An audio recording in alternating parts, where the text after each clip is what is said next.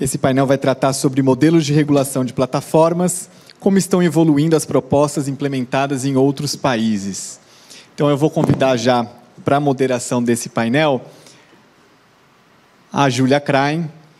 A Júlia é a coordenadora de regulação de plataformas do Comitê de Mercados Digitais do IBRAC. Eu convido também a Paula Farani. A Paula é diretora de Competition and Policy da Meta. Então, a Paula também já pode vir para o painel. Convido também o Alexandre Rebelo Ferreira, que é diretor de programa da Secretaria de Reformas Econômicas do Ministério da Fazenda. E também Vitor Fernandes. Vitor é conselheiro do CAD. E o professor Nicolo Zingales, da Fundação Getúlio Vargas. Obrigada, Ricardo. Obrigada a todos também os panelistas por terem aceitado o convite. Obrigada a todos que estão aqui. E eu ia abrir essa fala comentando da relevância de a gente discutir modelos internacionais para discussão no Brasil. Mas eu acho que a necessidade disso já ficou muito clara. A gente viu aqui no último painel o quanto esse tema tem aparecido e a gente viu também diversas menções à tomada de subsídios do Ministério da Fazenda, que tem deixado cada vez mais evidente como o Brasil ele olha para o que está sendo feito lá fora, ao mesmo tempo que pensa no que a gente vai fazer aqui. Então, o objetivo desse painel aqui é a gente discutir esses modelos, ver como eles estão evoluindo, algo que também apareceu bastante no último painel, para que a gente possa pensar o que vem de próximos passos nesse tema, que é um tema em desenvolvimento. Então, eu vou passar aqui a fala para o Alexandre Ferreira, que vai apresentar para a gente um pouco do contexto da tomada de subsídios, o contexto internacional que eles observaram e o que tem sido visto. Obrigada, Alexandre.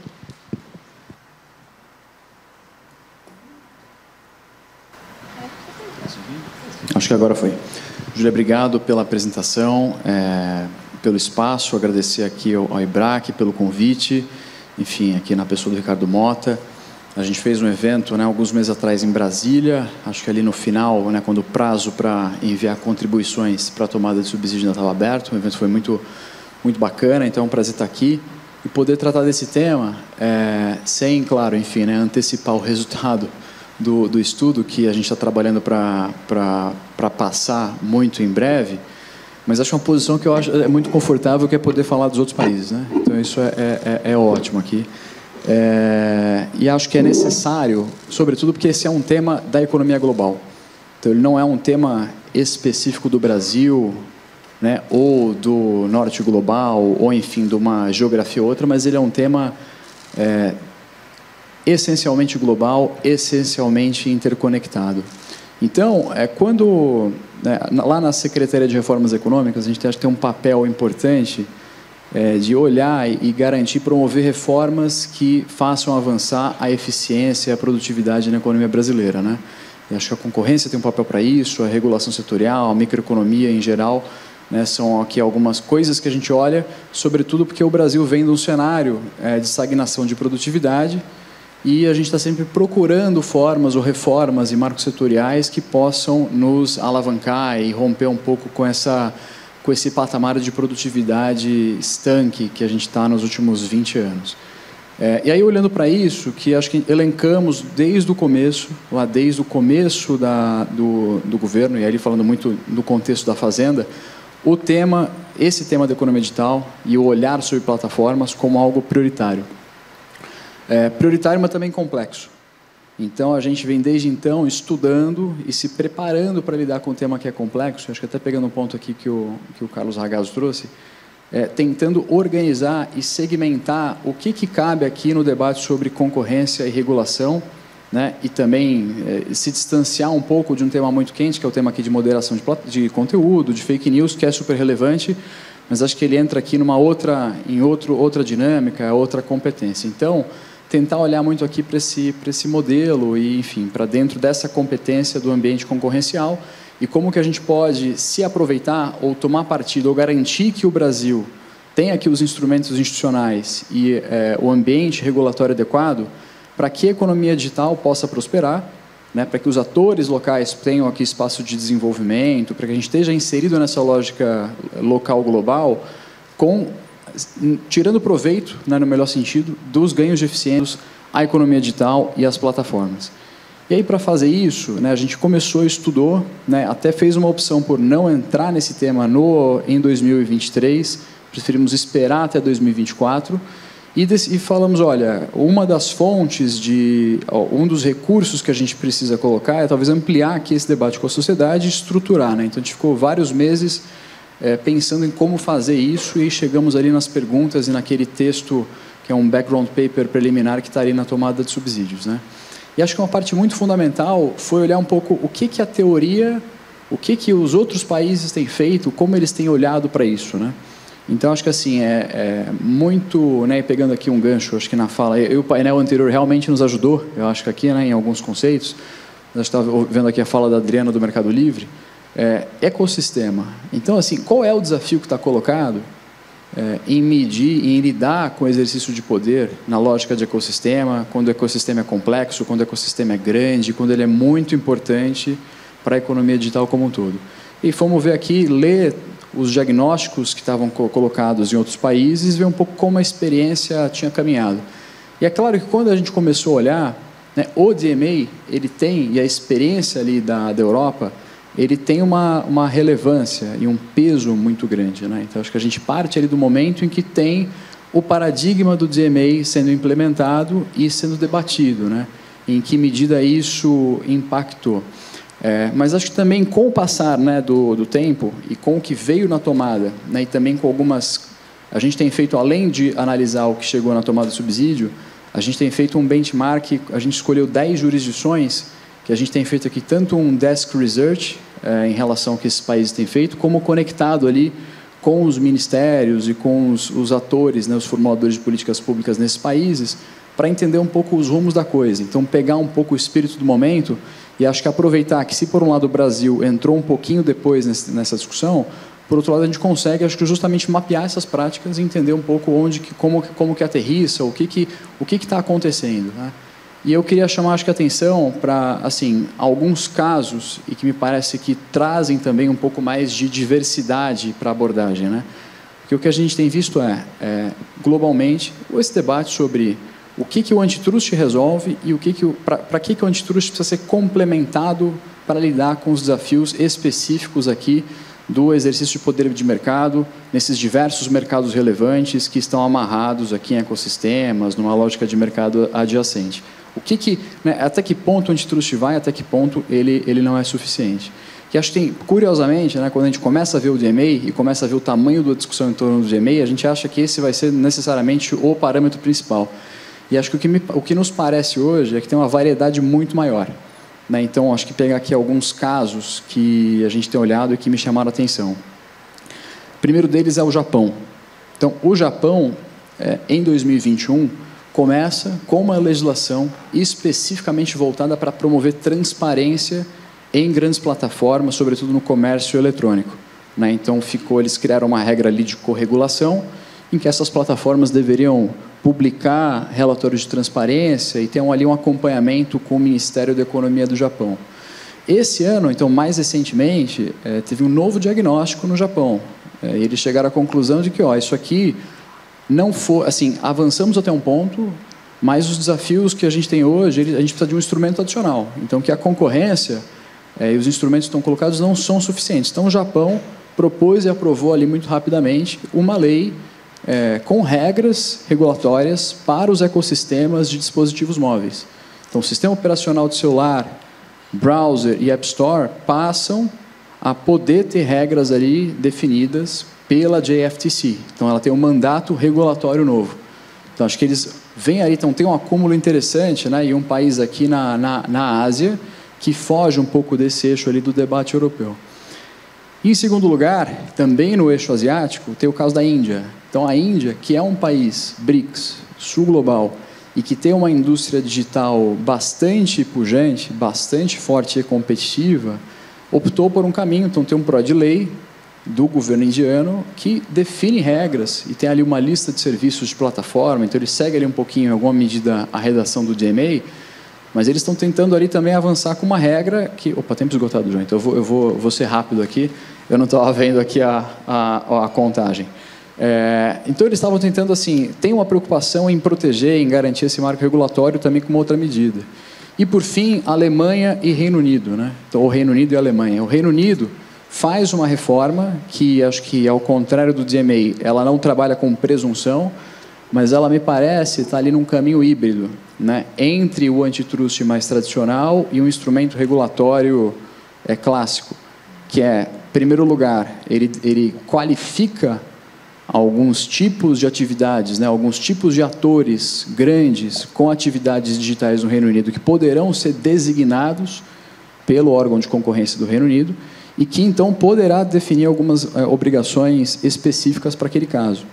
Então, ele tem ali ele foge alguma medida aqui do antitrust tradicional, mas ele também prevê investigação para chegar no tal código de conduta em relação a alguns serviços. Temos o caso da Alemanha, que vai numa linha parecida. A Alemanha sequer coloca critério quantitativo. A Alemanha designa ali, ela fala um pouco sobre o exercício do poder de mercado em mercados de múltiplos lados ou com efeitos de rede forte e dá o poder também para o órgão antitrust alemão designar e determinar ali uma lista de obrigações para cada caso.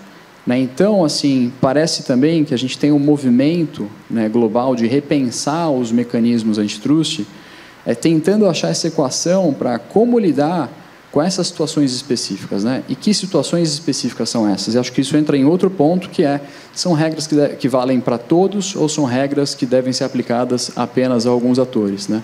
E talvez a questão da assimetria e as formas como a assimetria vem sendo desenhadas é um outro ponto aqui de destaque. Então, no caso da União Europeia, são aquelas presunções que, se você desempenha um dos serviços de plataforma listados e tem acima de tantos usuários, faturamento, o valor de mercado acima de tal, você é um gatekeeper. No caso, né, dos ingleses, no caso dos alemães, eles vão por um caminho aqui mais do meio, talvez, né? Estão dizendo, olha, você poderá ser designado e você poderá ter obrigações determinadas, né?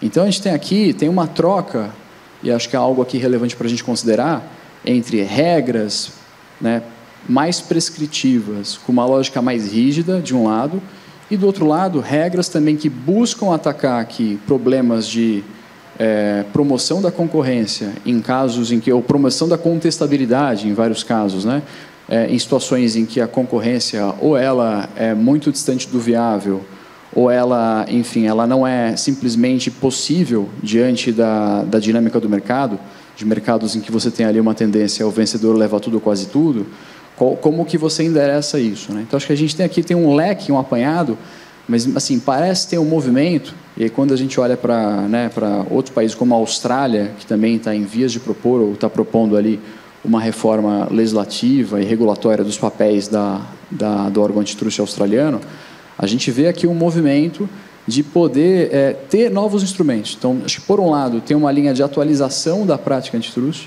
e, por outro, tem a introdução desses mecanismos que eles não são necessariamente só regulatórios, mas eles são ali híbridos, em alguma medida, e que estão entre essa lógica totalmente prescritiva, ex ante, mas também que encurtam o caminho para algumas avaliações ex post, acho que justamente diante de alguns diagnósticos de que talvez esperar tanto tempo ou consumir tanto recurso para algumas investigações, né, com os mecanismos do ferramental antitrust não estão dando conta de captar a complexidade. Então, acho que, assim, isso, né, são algumas das conclusões que a gente vê quando olha para os papers, né? Acho que tem aí uma primavera de papers sobre, né, e relatórios na academia, dos próprios órgãos reguladores e do poder, né, dos policymakers no mundo, mas também dessa prática, né, de buscar isso. Então, acho que aqui no nosso caso, né, o que a gente tem olhado, assim, é um pouco...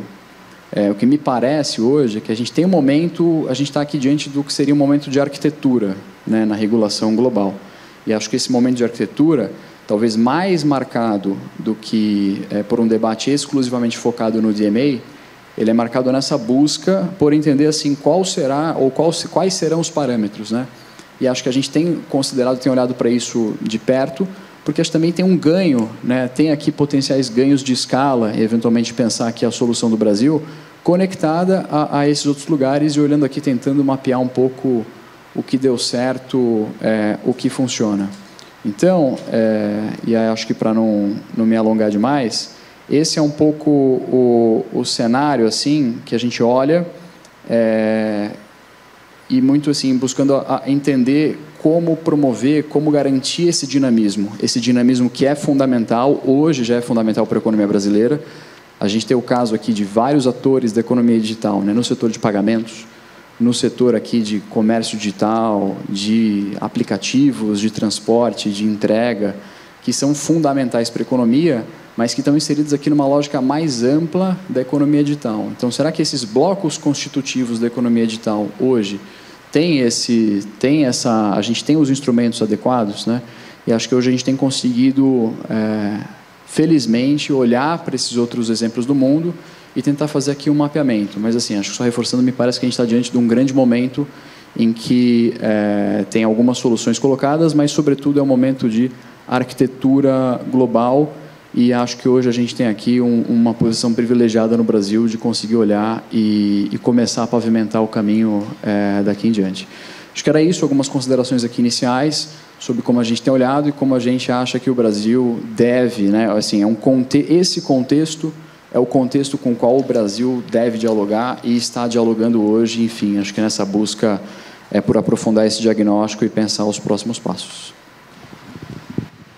Muito obrigada, Alexandre. E é muito interessante a gente olhar também realmente para esses modelos que vão além da Europa, né? Se a gente for pensar no Brasil, talvez a gente esteja realmente mais próximo da Índia, um país que usa muito dispositivos celulares, do que da Alemanha ou de outros países europeus. Mas eu vou passar aqui a palavra para Paula Farani, que vai apresentar um pouco mais desses diferentes modelos e apresentar um pouco as principais características deles. Obrigada, Júlia. Obrigada ao IBRAC pelo convite. E eu vou confessar para vocês que boa parte do que eu tinha preparado para falar foi dito no painel anterior e acabou de ser dito pelo Alexandre. Então, eu vou fazer aqui alguns comentários gerais sobre como que está evoluindo essa discussão em outras jurisdições e alguns comentários também sobre o que a concorrência tem ainda a oferecer, né? Então, eu acho que a primeira parte da minha fala, que já foi dita pelo Ragazzo, é que o DMA não é um best practice, né? O DMA não é um global standard, não é um best practice, ele é o primeiro. É a primeira iniciativa de uma regulação ex ante dessa natureza, com objetivos muito específicos. Então, acho que a única certeza realmente que existe hoje em relação ao DMA não é uma melhor prática. Não é uma melhor prática porque ainda não teve tempo de ser comprovado se é algo que é positivo, é negativo, é neutro, quais são os resultados que advirão desse experimento natural regulatório. Mas, embora seja muito recente, a gente já vê algumas consequências negativas e imprevistas do DMA. Então, em março, por exemplo, desse ano, o portal Politico informou que os usuários europeus do Google Search estavam reclamando porque, como parte do seu esforço de compliance com o DMA, o Google removeu o Google Maps do Search. Então, na Europa, quando você pesquisa um local, sei lá, um restaurante, você não recebe já aquela informação embaixo, junto com os links, em que você pode clicar e abre diretamente o mapa e você já sabe o local ou o telefone, enfim, do que você está procurando. Outro exemplo também vem do setor hoteleiro, né? O Google fez uma pesquisa interessante em que participantes do mercado reclamaram que as mudanças que foram feitas pelo Google levou a uma queda de 36% nas reservas diretas de hotéis. Então, em comparação com o período anterior. O que significa que a mudança, né, resultou num desvio de tráfego não para os hotéis, ou seja, o objetivo de dar uma participação maior para mais players, na verdade, acabou concentrando o mercado naqueles que já estavam tendo um problema, que eram os OTAs. Então, o mercado de viagem, que os hotéis já sofriam com cláusulas MFN, aí isso foi endereçado. E aí agora vem o DMA e reverte novamente para um problema anterior que já tinha sido endereçado pelo direito à concorrência. Espera aí que eu estou tendo problemas de TI aqui. Então, ainda não está claro se os objetivos que são pretendidos são positivos e se a forma de atingir esses objetivos também será positiva. Mas eu não quero entrar muito nessa discussão de implementação, mas eu acho que a gente tem que dar uma olhada global para o que está acontecendo no mundo e quais são as discussões.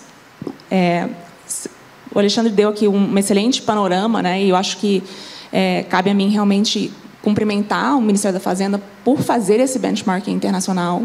O Brasil chegou um pouco depois na discussão, mas eu acho que isso foi muito positivo, porque a gente ter a oportunidade de olhar e ver como que as discussões estão evoluindo, o que está dando certo, o que está dando errado, é muito positivo para a gente não ter um problema maior, né, no nosso mercado regulatório.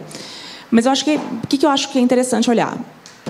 Por hora, temos China, Taiwan, Rússia e Estados Unidos que rejeitaram por completo a adoção de regulação ex ante. A gente tem a Coreia do Sul, que essa semana também abandonou seu plano por uma regulação ex ante, mas não abandonou completamente a ideia de regular. Eles anunciaram que estão migrando para uma atualização da Lei de Defesa da Concorrência e incluindo 3 critérios ou 3 novidades na sua lei. O primeiro é estabelecer um critério quantitativo para presunção de posição dominante, algo que a lei brasileira já tem. Segundo, estabelecer presunções relativas de que algumas condutas, por exemplo, podem ser anticompetitivas prima facie, mas oferecendo uma possibilidade de defesa, algo que a jurisprudência do CAD já faz. E terceiro, aumentando multas e introduzindo medidas preventivas. Tirando a parte da multa, medida preventiva, lei brasileira já tem. Então, a gente vê aí a Coreia do Sul passando de um movimento de regulação ex ante para uma atualização de lei de defesa da concorrência. A Turquia estava discutindo uma regulação ex ante, mas a iniciativa está parada porque perdeu o apoio político. O Japão, como você já mencionou, né, realmente está focando em falhas de mercado. Então, fez uma análise e chegou à conclusão que o mercado de ecossistemas para aparelhos móveis tem uma falha de mercado, vamos endereçar essa falha de mercado especificamente. E a Alemanha, que adotou o regime que contrasta com o DMA, mas é complementar, né? E essa semana... Não, que dia é hoje? Essa semana, o Andreas Muntz até falou, das conferências que estão tendo essa semana em Nova York, sobre como que é necessário o direito da concorrência coexistir com o DMA, que o DMA não é autoexecutável, que ele não é self-sufficient. Então, que é necessário ainda que exista o direito da concorrência para fazer essa complementariedade. E aí, então, a gente tem esses diferentes desenhos regulatórios, e no outro extremo do espectro se fala sobre os Estados Unidos e a falta de ação dos Estados Unidos, né? Os Estados Unidos não faz nada para coibir as plataformas digitais. Bom, mês passado, tivemos finalmente a decisão do US District Court para o Distrito da Colômbia, que falou sobre o caso do Google Search. E aqui eu peço desculpa à minha colega do Google, que eu só estou falando do Google, né? Mas, enfim, eu sei que essa decisão não se enquadra especificamente numa forma de regulação, mas ela demonstra algo que eu acho que é muito importante, que é, primeiro, as autoridades conseguem processar as plataformas digitais por teses de dano, vamos dizer, novas, né? Não tão clássicas antitruste, mas elas conseguem fazer isso por meio das ferramentas atuais. E, a meu ver, eu acho que isso demonstra também que existe uma minimização dos riscos de interferência indevida naquilo que é concorrência dinâmica, uma inovação disruptiva que caracterizam esses mercados, né? E que uma regulação ex ante estanque, como a do DMA, tem um risco maior de gerar uma paralisação. Em segundo lugar, essa decisão da Corte americana, ela demonstrou que os standards para punir plataformas digitais, eles podem evoluir. Apesar de ser uma avaliação ex post, ele pode ser adaptado e atualizado para punir práticas, de novo, entre aspas, novas, né? Bom, então, acho que um outro ponto também que o Brasil precisa se atentar, e eu digo isso com o Brasil que realmente está querendo inovar, que está querendo se colocar como uma liderança global. De novo, problemas de TI, gente. Não, fica querendo atualizar, mas não me deixa atualizar.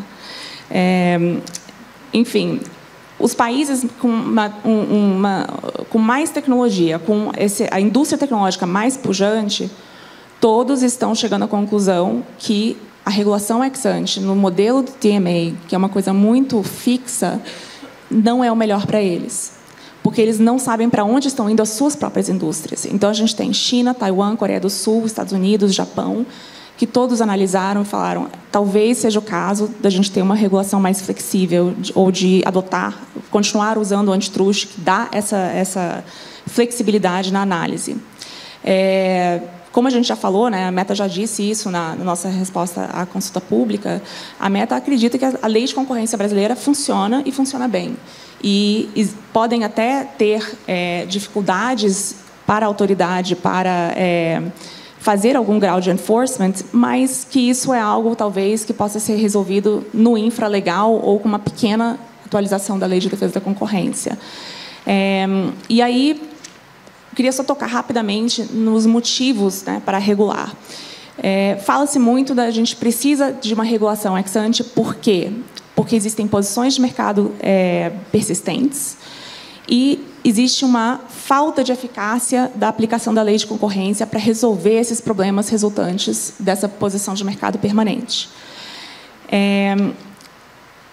Eu acho que, olhando para a experiência brasileira, o CAD ainda não teve problemas de desenho de remédios. Uma regulação ex-ante, ela surge, ou deveria surgir, no momento em que a autoridade não tem capacidade ou é ineficiente na hora de aplicar um remédio a uma determinada plataforma. O CAD ainda não teve esse problema. Tem exemplos, por exemplo, de casos que terminaram em TCCs e que, aparentemente, o mercado está resolvido. Pelo menos não temos notícias de novas acusações repetidas no mesmo mercado. E resolucionados em tempo hábil, né? Então, tem a investigação de OTAs e o caso de impasse, que foram resolvidos em menos de 2 anos. Tem também a medida preventiva do iFood, que foi em 6 meses. E, claro, sempre fala-se muito da investigação do Google, né, que durou 8 anos. Mas é sempre bom lembrar que o CAD acabou concluindo pela inexistência de infração e que tinha a possibilidade de dar uma medida preventiva a qualquer momento. Só que, ao longo da instrução, a autoridade entendeu que não havia essa necessidade, até porque a gente vê que, em outros casos, há uma intervenção antecipada. Então, eu acho que essa ideia de que as plataformas digitais têm uma posição dominante, persistente, ela desconsidera 2 coisas. Ela desconsidera a concorrência dinâmica, ela desconsidera também a pressão competitiva que uma plataforma exerce sobre outra. Então, é claro que tentar usar explicações estáticas e definição de mercado relevante de produto para explicar a concorrência nesses mercados vai ser desafiador. Mas isso não é um critério legal. O CAD, a Lei de Defesa da Concorrência, ela permite uma análise dinâmica.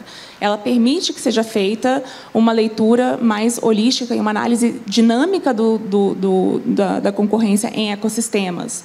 E eu acho que um exemplo disso, por exemplo, é você ver a concorrência entre plataformas, às vezes de varejo, mas que estão sofrendo concorrência e muita pressão competitiva no streaming. Então, é claro que uma análise estanque não vai capturar todo esse dinamismo da concorrência em ecossistemas. E aí, eu sei que meu tempo já se esgotou, mas o meu último comentário é em relação a falhas de ecossistema, que eu acho que esse é um tema que a Meta tem falado muito sobre o fato de procurar falhas de mercado. E alguns comentaristas têm falado que falhas de mercado não são necessárias. Falhas de ecossistema seriam suficientes para ter uma intervenção regulatória.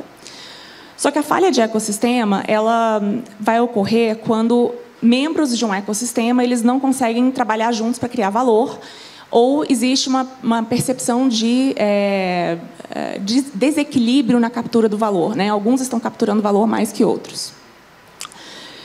De novo, eu acho que essa análise desconsidera uma concorrência dinâmica, porque a falha de novo.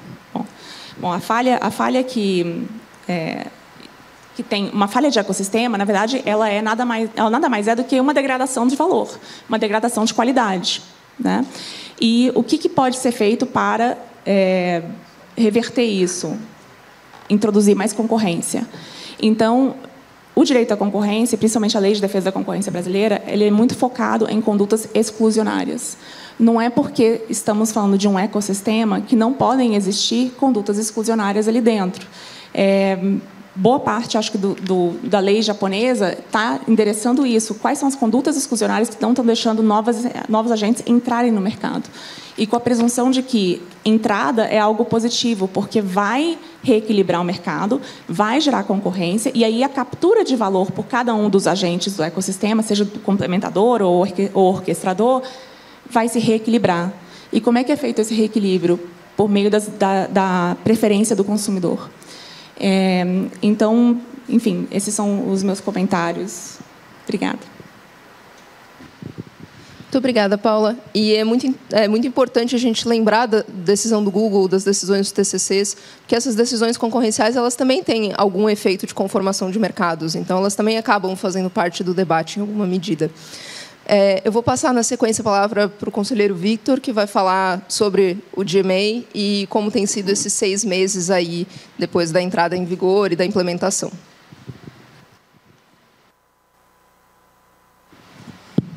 Muito obrigado, Júlia. Queria iniciar agradecendo mais uma vez ao convite do IBRAC.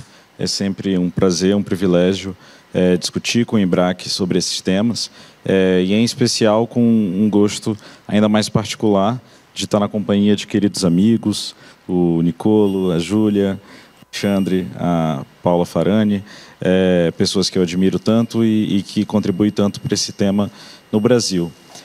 E para a nossa conversa aqui de hoje, eu pensei em fazer algo diferente. Acho que a gente já vem nas intervenções anteriores já de uma consolidação bastante interessante das diferenças das propostas de lei ou das leis em vigor no cenário internacional, mas eu queria aproveitar, na verdade, para contribuir para esse debate, olhando não apenas para o desenho legislativo, e sim para a experiência de implementação que tem acontecido nos últimos 6 meses na União Europeia em razão do DMA, né? E a gente até comentava, né, ontem eu estava em um evento também sobre esse assunto, e a gente até conversava um pouco sobre isso, que eu acho que nos primeiros anos que eu me dediquei a estudar sobre a regulação mesmo ex ante, acho que eu estava muito interessado nas diferenças dos desenhos legislativos mesmo, né? Principalmente o modelo de DMA talvez seja mais rígido, os outros modelos mais flexíveis, e é interessante ver que muito do que eu supunha sobre o DMA, sobre o seu modelo de regulação, talvez seja muito diferente do que está acontecendo na prática em relação a esse modelo, né? E o que talvez coloca um ponto de atenção desse debate, de que talvez discutir simplesmente o desenho legislativo talvez diga muito pouco sobre o que de fato a gente pode esperar desses regimes em termos tanto de eficácia quanto em termos de desafio de implementação.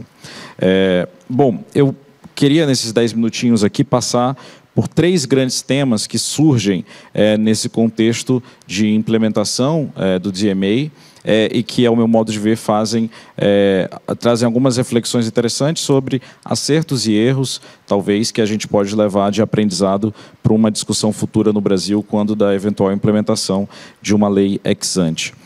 E aqui, só antes de começar, eu realmente gostaria de enfatizar um disclaimer de que realmente eu falo sobre esse tema aqui hoje numa perspectiva acadêmica. Até brinquei com o conselheiro Diogo, ele está na mesa das autoridades, então ele tem que tomar cuidado com o que ele fala. Como me colocar em outra mesa, enfim, brincadeiras à parte, mas eu estou fazendo esse disclaimer porque é óbvio que a gente vai eventualmente falar aqui nome de algumas empresas, nome de algumas investigações, mas eu realmente queria deixar claro que isso não representa nenhum tipo de juízo de valor sobre nenhuma dessas investigações ou nenhuma dessas empresas. Aqui, de fato, é uma exploração puramente acadêmica, ainda mais numa perspectiva comparada. Bom, acho que 3 grandes temas palpitaram muito nesses 6 últimos meses, quando da implementação do DMA. O primeiro foi o tema das designações dos gatekeepers, né? E quando a gente fala do procedimento de designação, acho que é algo que já ficava claro no desenho da própria lei, é que a designação seria cara crachá, né? Seria um procedimento em que você verificou que existem alguns requisitos quantitativos ou, eventualmente, alguns requisitos qualitativos. Na verdade, no DMA, os quantitativos preponderaram sobre os quantitativos e, a partir disso, a comissão faria as designações. Ao fim e ao cabo, a gente teve 7 gatekeepers designados e esses 7 gatekeepers geraram 24 CPS, né? 24 Core Platform Services, né? E é claro que essas designações geraram ações judiciais. E o que é interessante ver é que muitas dessas ações judiciais, as empresas questionaram não simplesmente a designação, mas algumas delas chegaram a questionar até mesmo a aplicabilidade de alguns dispositivos do DMA em relação a cada uma dessas empresas. E aqui talvez um primeiro ponto de atenção. Nas designações, a Comissão Europeia não deixou claro quais dispositivos seriam aplicáveis a quais Core Platform Services. E se a gente parar para pensar mais ou menos que o DMA tem ali mais ou menos uma lista de 22, 23 obrigações, e a gente está falando de 24 Core Platform Services, né? Talvez aí fazendo uma combinação a gente teria 440 e alguma coisa, possibilidades de incidência de obrigação em relação a um Core Platform Service, e aí a discussão sobre se aquela disposição se aplica ou não se aplica àquela empresa ou não. Portanto, e nas contestações judiciais a gente vê coisas bem interessantes. Talvez discussões que acabam entrando no mérito da própria previsão de obrigações. E a gente também observa alguns movimentos bem interessantes. Por exemplo, a Opera, por exemplo, que é uma empresa de browser, judicializou a não designação da Microsoft como Edge, como Core Platform Service. Ou talvez algo que ninguém tivesse visto, né? Na verdade, terceiros questionando a não designação de uma empresa. Isso foi algo engraçado, né? Algo curioso. A gente teve também uma designação qualitativa, que foi do iOS, do iPad, por exemplo. Ou seja, uma empresa que a princípio não entrava, um modelo de negócio que não entrava dentro da qualificação e acabou sendo designado num procedimento apartado. E a única decisão que a gente tem por enquanto é uma decisão da ByteDance. E essa decisão da ByteDance deu uma sinalização muito clara de que, pelo menos num primeiro momento, o Tribunal de Justiça da União Europeia tende a ser muito deferente às decisões de designação da comissão. Então, acho que o primeiro grande tema que gerou muito aprendizado é designação, e aqui ficou muito claro que designação como gatekeeper não tem absolutamente nada a ver com poder de mercado ou com posição dominante. Essas discussões tradicionais do direito da concorrência não estão em jogo. Um segundo grande ponto, e esse eu teria que demorar um pouquinho mais, vou tentar falar um pouquinho mais rápido, é a discussão sobre os relatórios de conformidade e os workshops. E talvez aqui seja o ponto mais interessante desses 6 primeiros meses do DMA. Como as designações não definiam quais regras se aplicavam a cada um dos CPS, a primeira interpretação da lei, o primeiro anteparo de interpretação da lei foi feito pelas empresas, não foi feito pela comissão. E as empresas tinham, até 7 de março de 2024, um prazo para entregar os seus relatórios de conformidade. E, em 7 de março, esses relatórios foram entregues, também no mês de março, a comissão acabou realizando um instrumento bastante interessante, que não estava previsto no desenho original, que foram os workshops. Basicamente, uma semana, cada empresa apresentava o seu relatório de conformidade numa sessão pública, com terceiros batendo e fazendo críticas, né? E esse modelo de diálogo foi bem interessante. Mas o que a gente fica com a impressão é de que o relatório de conformidade ele é o primeiro passo para a aplicação do DMA como um todo. E ele é tão importante porque ele passou a orientar os procedimentos de fiscalização do DMA. No final das contas, é a partir do relatório que a comissão vai ou não agir para aplicar o DMA. Né? E isso é um ponto muito interessante. E como é a primeira vez que as empresas estavam apresentando esses relatórios, é interessante ver que cada gatekeeper adotou uma estratégia de elaboração do relatório totalmente diferente.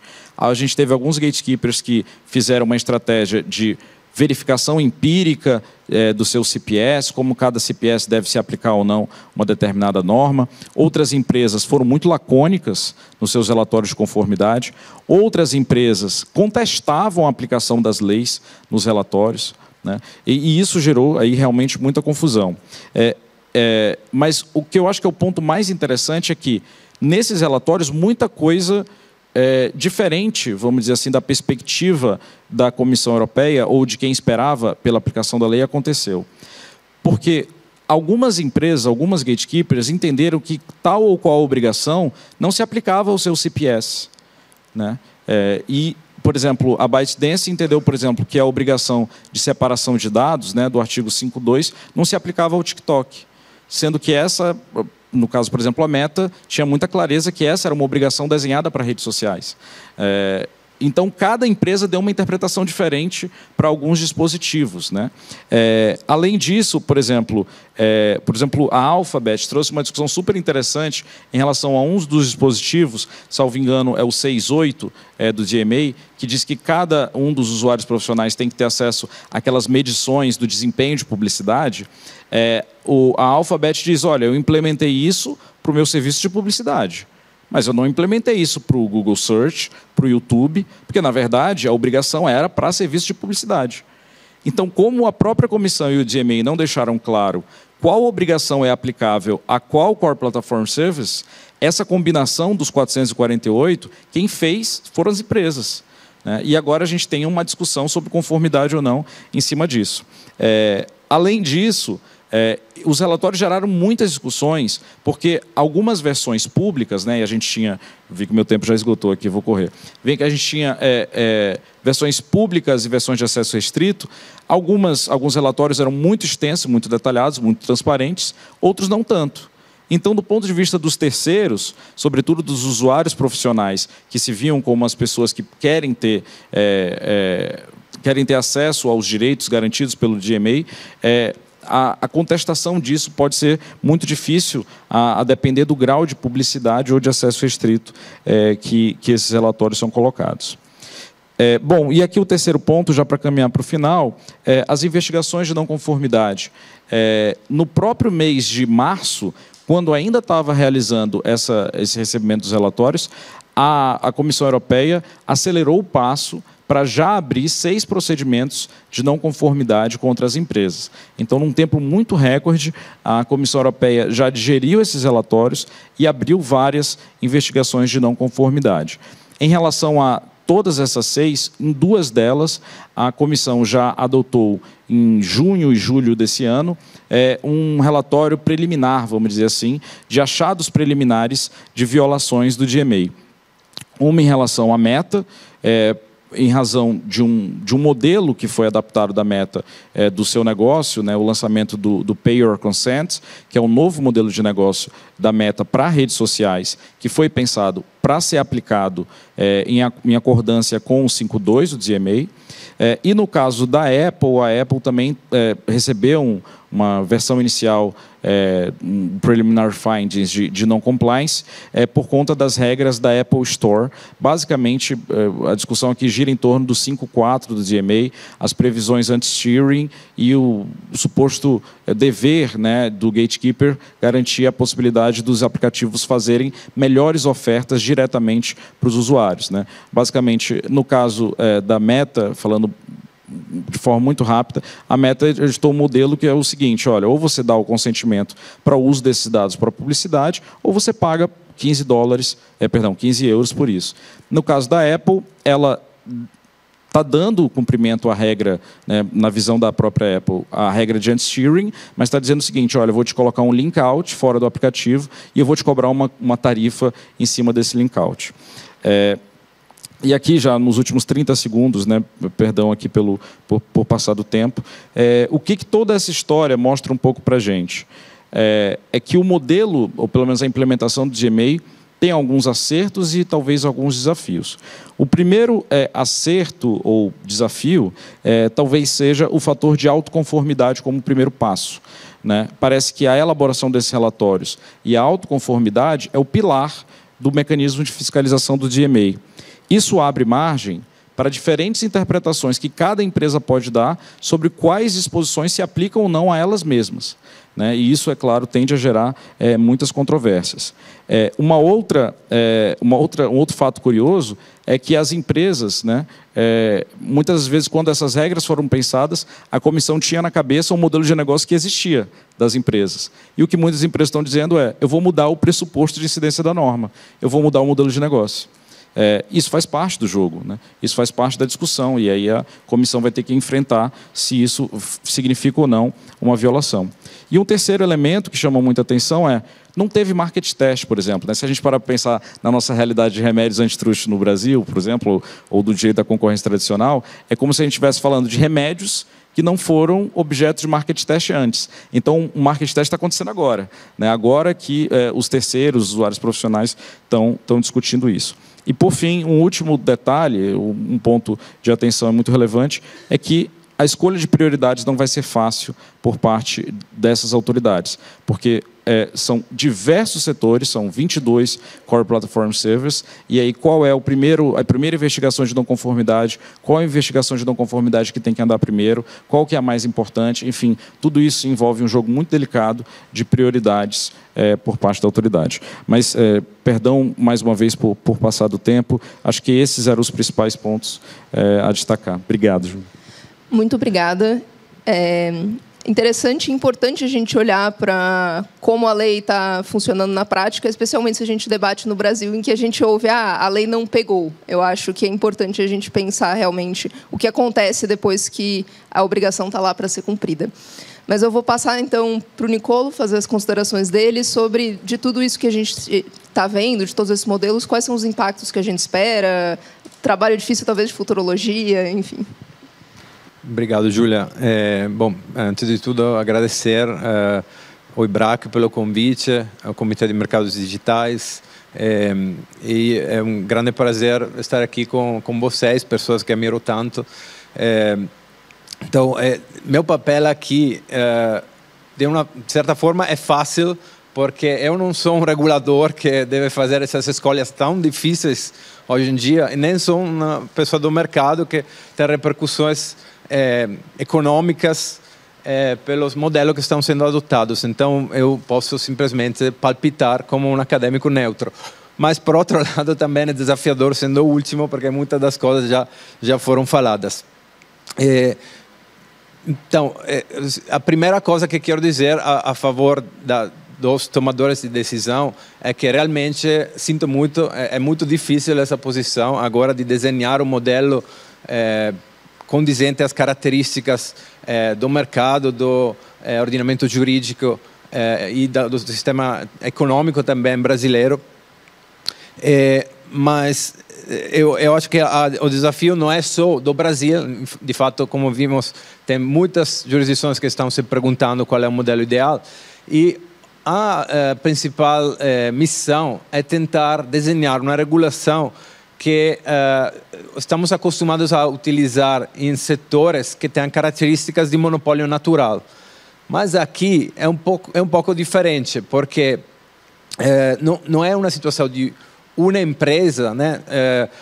A gente pode usar como exemplo o mercado de redes sociais, onde temos agora no DMA 5 gatekeepers que foram desenhados. LinkedIn, Twitter, X, Meta, TikTok, está faltando um, são 5. E o problema é, estamos acostumados a essa regulação para um player principal. Então, esse é um desafio, mas o outro grande desafio é que estamos falando de mercados em que tem uma relevância muito grande de produtos intangíveis. E isso torna mais difíceis as escolhas reguladoras de abrir, permitir acesso, compartilhar dados, nos quais tem muitas vezes propriedade intelectual envolvida. Então, como que vai precificar o acesso a essas infraestruturas, como que vai remunerar o investimento que foi feito na construção, até das categorias de dados e como o algoritmo deve processar eles. São questões muito complexas e que nós estamos acostumados a lidar também nos setores regulados. Então, tem esse grande desafio. Por outro lado, também tem muita fundamentação para uma regulação diferente. Acho que precisa ser feita porque são 3 problemas principais.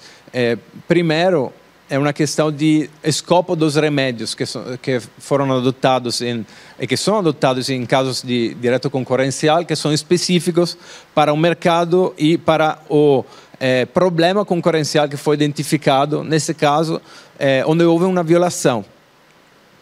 Mas, como a experiência europeia também ensina, as práticas que foram implementadas em um mercado podem ser replicadas em outros mercados, então precisamos de uma abordagem mais preventiva.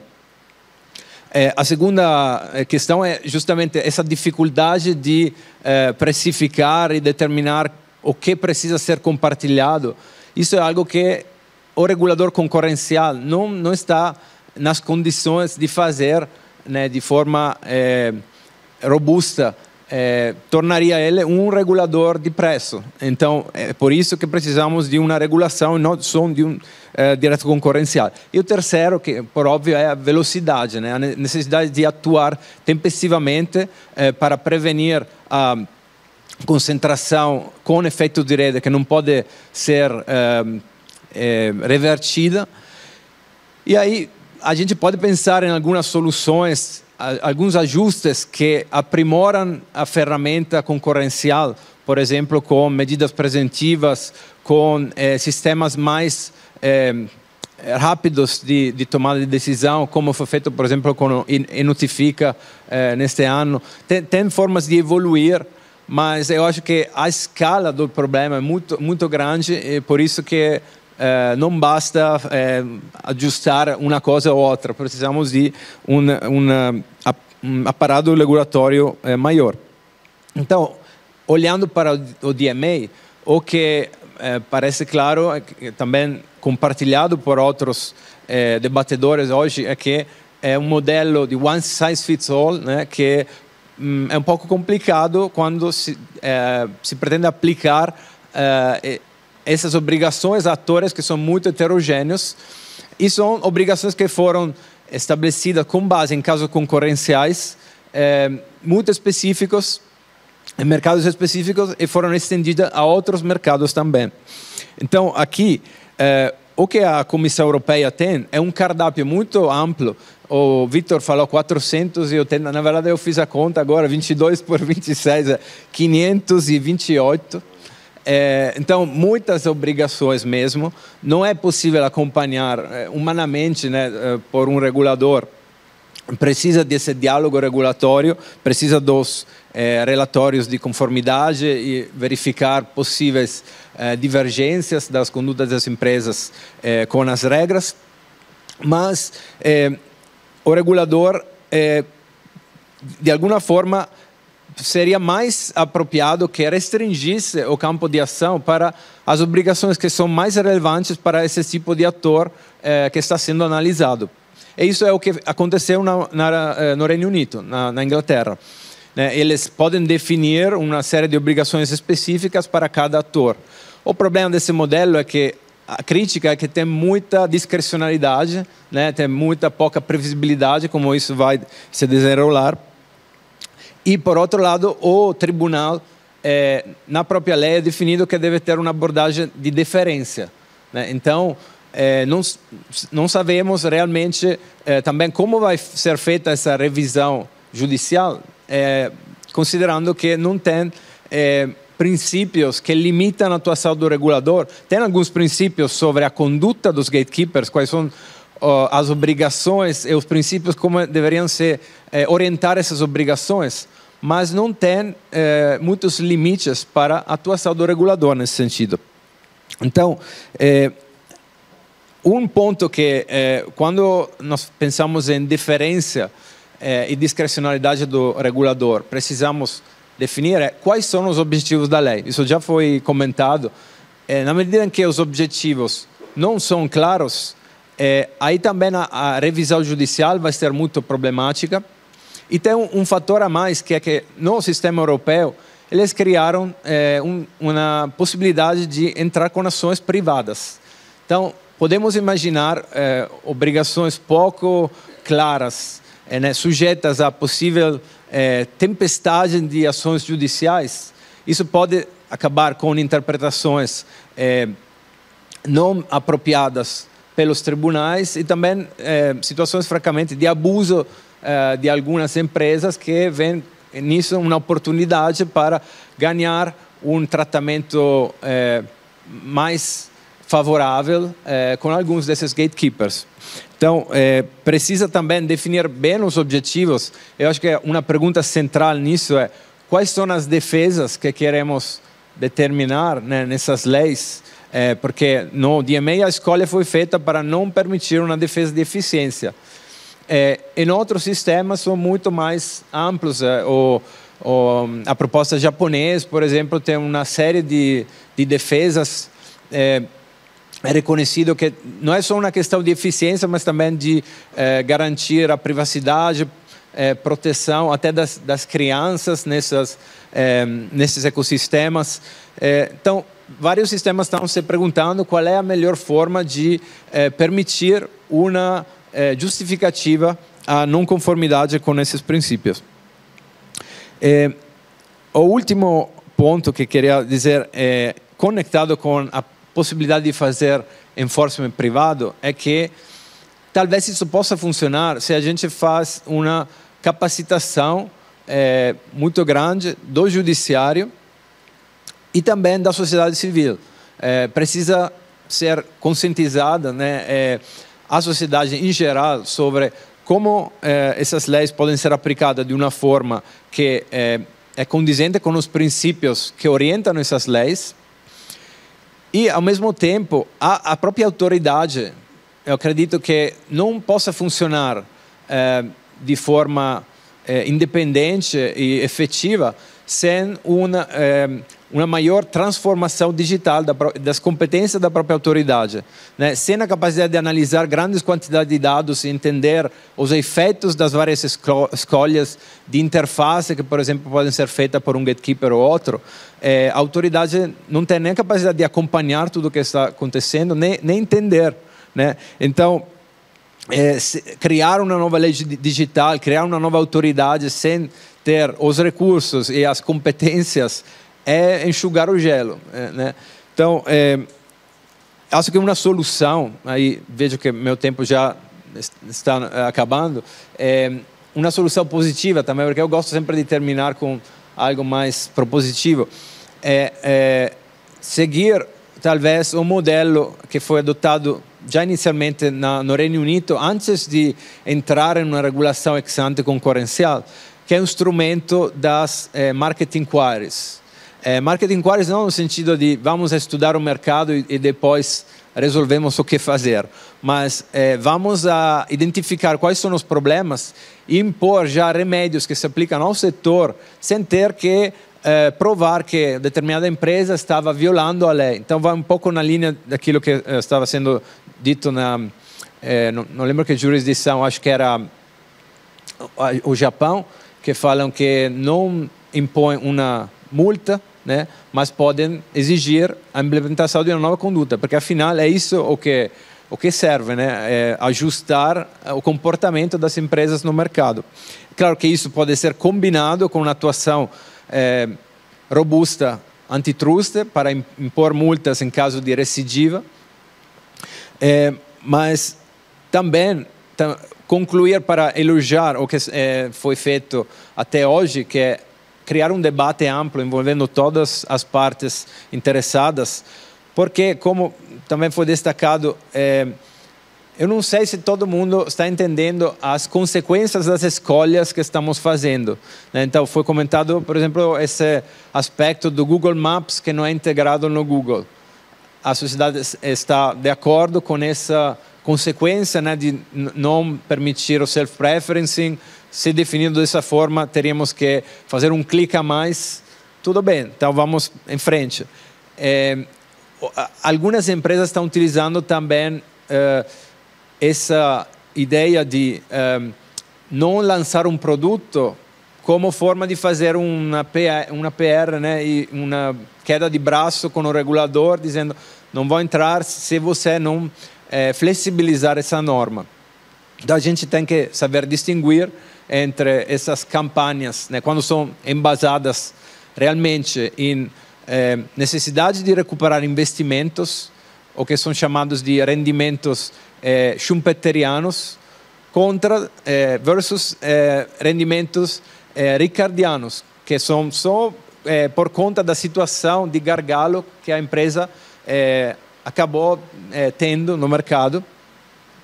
Então, de novo, importantíssimo envolver a sociedade para discutir essas consequências e, de novo, parabéns ao Ministério da Fazenda por organizar essa consulta e ser aberto e transparente em conduzir esses debates.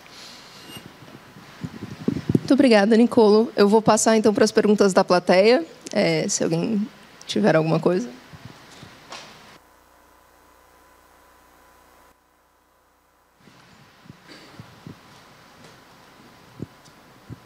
Bom, muito obrigado a todos. Uma pergunta, talvez tentando unir um pouquinho do painel anterior e esse, né?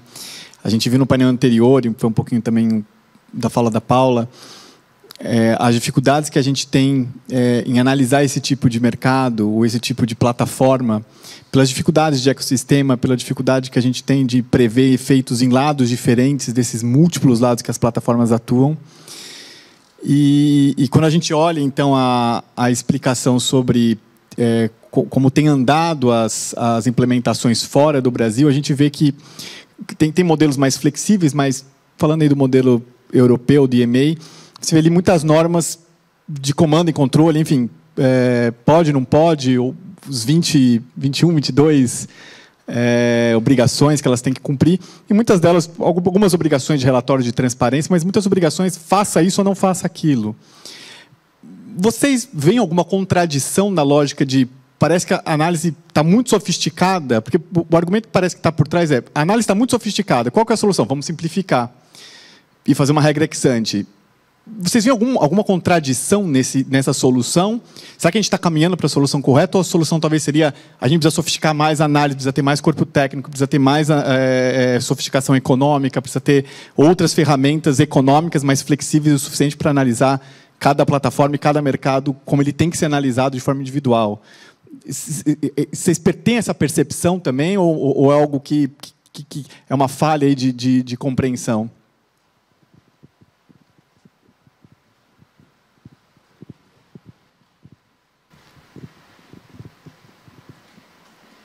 Quem quer encarar essa? Posso ir também. Acho que excelente pergunta, Ricardo. Acho que tem duas dimensões, né, desse debate. Acho que uma primeira dimensão é dos objetivos dessas legislações, que medida essas legislações têm objetivos que são diferentes e que naturalmente não poderiam ser alcançados numa investigação antitrust tradicional. E tem uma segunda discussão sobre a estratégia da regulação em si, né? Acho que o conselheiro Diogo vai abordar também um pouco da nossa... Não, desculpa, antecipando aí, dando spoiler. Mas tomada de subsídios, né, do Ministério da Fazenda, uma das contribuições que o CAD, na nossa contribuição do CAD, né, um dos pontos que o CAD observou é que, olha, a Lei de Defesa da Concorrência brasileira talvez não lide com alguns objetivos, né, que estão relacionados a essa discussão. Por exemplo, a ideia de contestabilidade, a ideia de fairness, né, um ponto que até o Nicolo mencionou. Né, principalmente na discussão de fairness, por exemplo, o que é uma condição justa, né, de contratação, o que é uma condição justa, isso não é um tema que naturalmente o antitruste lida. Né, então, parece ser uma outra discussão. Mas, então, em relação aos objetivos, para mim, está muito claro. Em relação às estratégias de regulação, o que eu acho que a experiência agora de implementação do DMA tem mostrado é que, de fato, tem prós e contras em você adotar um modelo mais DMA ou um modelo, né, como o Alexandre estava falando, mais parecido com o do Reino Unido ou da Alemanha. Né? E o que parece que um dos grandes pontos positivos do DMA era a ideia de eficácia. Né? As obrigações já estariam definidas e elas já seriam implementadas. Por outro lado, a ideia do Reino Unido e da Alemanha é algo mais tailor-made por setor ou para a empresa. Né? O que eu acho que, quando a gente compara os dois modelos, né, o que está acontecendo no DMA o DMA, de fato, fez esse primeiro movimento. Isso gera uma adesão imediata a algumas normas, mas talvez tenham outras normas que geram dificuldade de interpretação, que aí esses procedimentos de não conformidade vão tendo que fazer um certo redesenho. Né? Então, o que é melhor? Né? Desenhar tudo, um código de conduta, que às vezes esse processo pode demorar mais tempo, e no final chegar a um código de conduta bem bonitinho, definido para aquele setor, ou definir o cardápio de obrigações, esperar uma autoconformidade em relação a alguma delas e depois lidar com as controvérsias. Né? Acho que esses são os dois caminhos. Né? Acho que tem prós e contras aí em cada um deles. Posso complementar rapidamente? Acho que, além disso tudo que o Vitor comentou, tem também essa questão que o Ricardo colocou de mudança institucional. Né? A gente, olhando para a Comissão Europeia, o DG Comp mudou muito sua composição, sua matriz de habilidades, a sua quantidade de funcionários e a priorização dos casos também. Então, tem também essa mudança que é necessária, e isso vai depender da priorização que cada país der para esse mercado. Né? Mas o que eu queria complementar também além dessa questão que o Vitor está falando do desenho, tem que ser levado em consideração também o fato de que não estamos falando de mercados estáticos. Então, pode ser feita uma negociação, às vezes, de 2 anos para um código de conduta, e daqui a 2 anos o mercado mudou e aquela empresa mudou o seu modelo de negócios, ou o mercado mudou por completo. Acho que a revolução que a gente está enfrentando com a inteligência artificial e como a inteligência artificial está mudando a conformação de vários mercados é talvez um sinal de alerta para o fato de que uma regulação muito rígida ou que requer um acompanhamento muito de perto da autoridade talvez não seja a mais eficaz.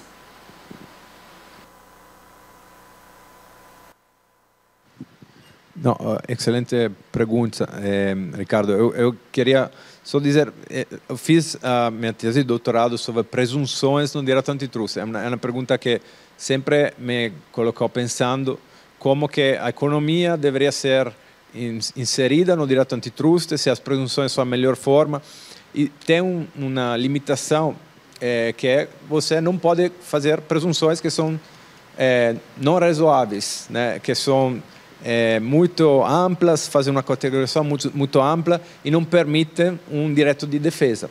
Então, na medida em que a gente identificar que, por exemplo, a eficiência seria um dos critérios da lei, você tem que permitir que a empresa traga alguns elementos para contextualizar.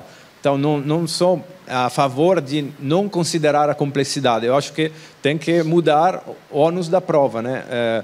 Ou tem que ser muito mais uma questão de eu vou trazer a documentação, é o que tenho para a autoridade tem que ter a competência a capacidade de utilizar esses grandes volumes de dados, né, de uma forma apropriada.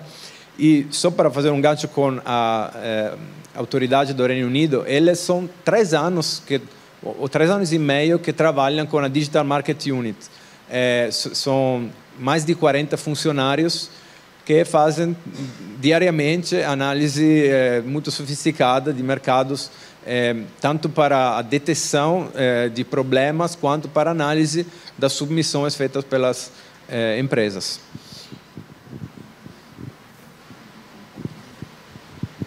Acho que, Ricardo, a tua fala, a tua pergunta, acho que me leva para um ponto que aparece nesse debate internacional também, que é entre comando e controle e flexibilidade, qual é o ponto ideal para a capacidade de acompanhamento e de evolução incremental do próprio desenho, né, dessas regras ou desses regimes híbridos, regulatórios que estão sendo colocados, né?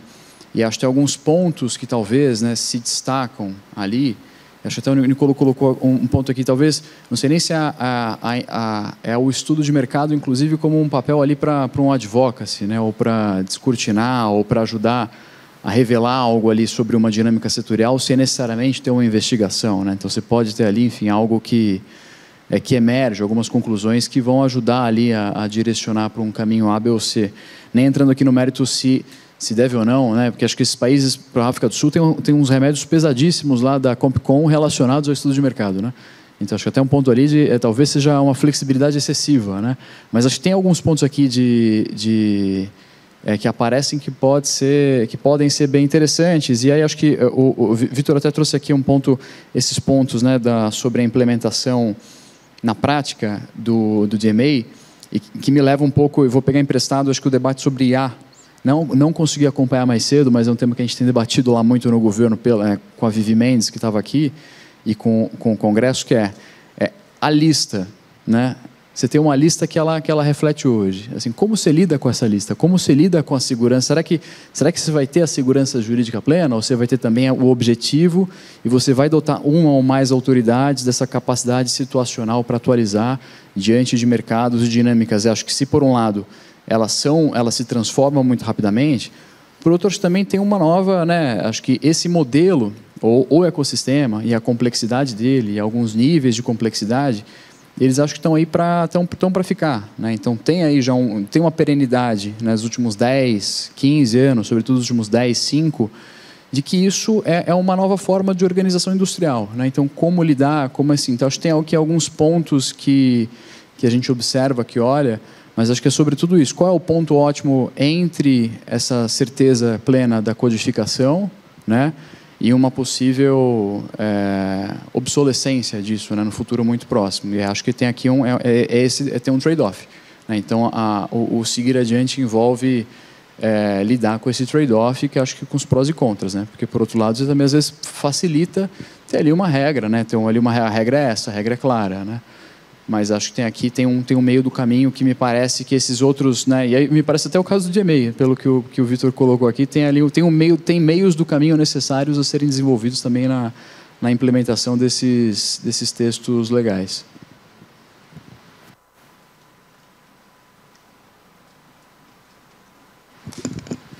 Bom, estamos aqui se aproximando do fim do tempo alocado para o nosso painel, então só queria agradecer a todos os painelistas e abrir para se vocês tiverem alguma consideração final que gostariam de fazer, senão a gente pode encerrar também.